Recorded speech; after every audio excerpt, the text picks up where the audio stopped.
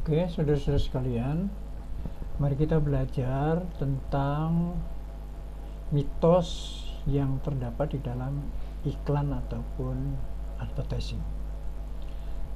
Saudara-saudara sekalian, ketika saudara membuat TVC atau TV komersial, atau Anda membuat Public Service Announcement atau PSA disingkatnya, itu adalah iklan layanan masyarakat, maka sesungguhnya saudara bekerja untuk membangun mitos di benak publik.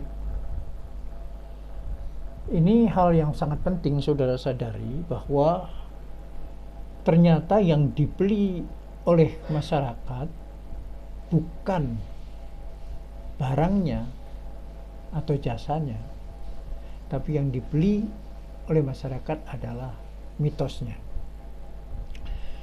Mari kita sekarang perbandingkan. Ini ada produk A, katakanlah sabun A. Ini ada sabun B. Sabun A ini belum pernah diiklankan, belum pernah disosialisasikan. Sementara sabun B itu diiklankan, disosialisasikan terus-menerus, sehingga masyarakat mendapatkan pengetahuan yang cukup tentang produk B ini. Dia mencuci sendiri, atau harumnya seperti di surga, ya kan? Atau dia menjadi sesuatu yang nikmat, membangun keyakinan ketika dipakai bajunya yang dicuci tadi. Sementara ini belum mendapatkan pengetahuan apa-apa. Nah, maka masyarakat akan mengatakan ini nggak ada merek, padahal mereknya ada. Ini bermerek, meyakinkan. Nah, perbandingan kedua produk ini akan menjadi pilihan publik. Publik akan memilih produk yang sudah memiliki iklan. Padahal secara faktual belum tentu kualitasnya ini yang sudah diiklankan dengan ini yang belum pernah diiklankan kualitasnya bagusan ini, atau ini kalah. Belum tentu. Tapi masyarakat belum mendapatkan pengetahuan yang cukup sehingga dia tidak menjadi pilihan.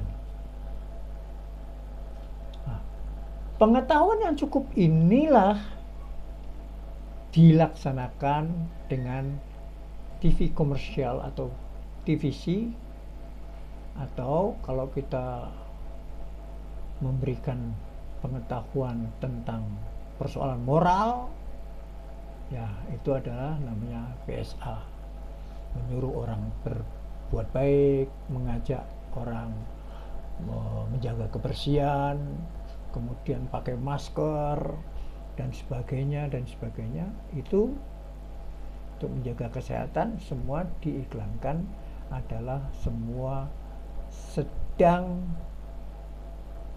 mengkonsumsi mitos. Nah, mitos ini sebenarnya merupakan kelanjutan keilmuan bahasa dari semiologinya Ferdinand de Saussure yang membicarakan tentang tanda dan menjadi metabahasa oleh Roland Barthes. Jadi di sini ada ilmu formal dengan tanda-tanda tadi Ferdinand de Saussure, kemudian menjadi metabahasa yang dilakukan oleh Roland Barthes. Dan Roland Barthes inilah memberi kesadaran kepada kita bahwa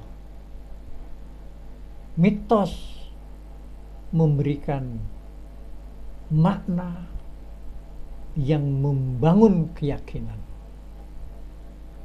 Oleh karena itu, tugas kita sebagai seorang filmmaker, apakah membuat film iklan atau membuat konten audio, kita harus tahu ciri-ciri mitos. Nah, jadi ciri-ciri mitos adalah distorsif, intensional, dan naturalisasional. Ketiga hal inilah yang dikelola oleh senias untuk membangun keyakinan. Jadi mitos akhirnya bukan soal benar dan salah, tapi yakin atau tidak. Menjadi distorsif, saudara-saudara, karena hubungan antara form, bentuk, dan konsep bersifat distorsif, dilebih-lebihkan. Seperti sabun mencuci sendiri, mencuci sendiri. Sabun ini wanginya seperti di surga. Nah, jadi dilebih-lebihkan. Tapi itu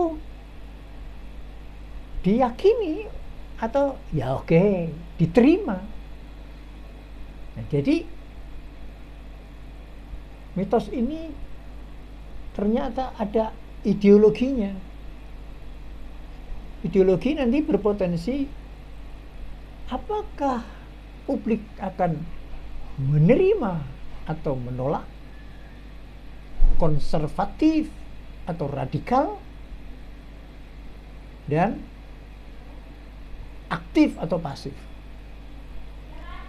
Jadi kalau kita bisa membangun hal yang distorsif tadi, masyarakat menerima atau tidak?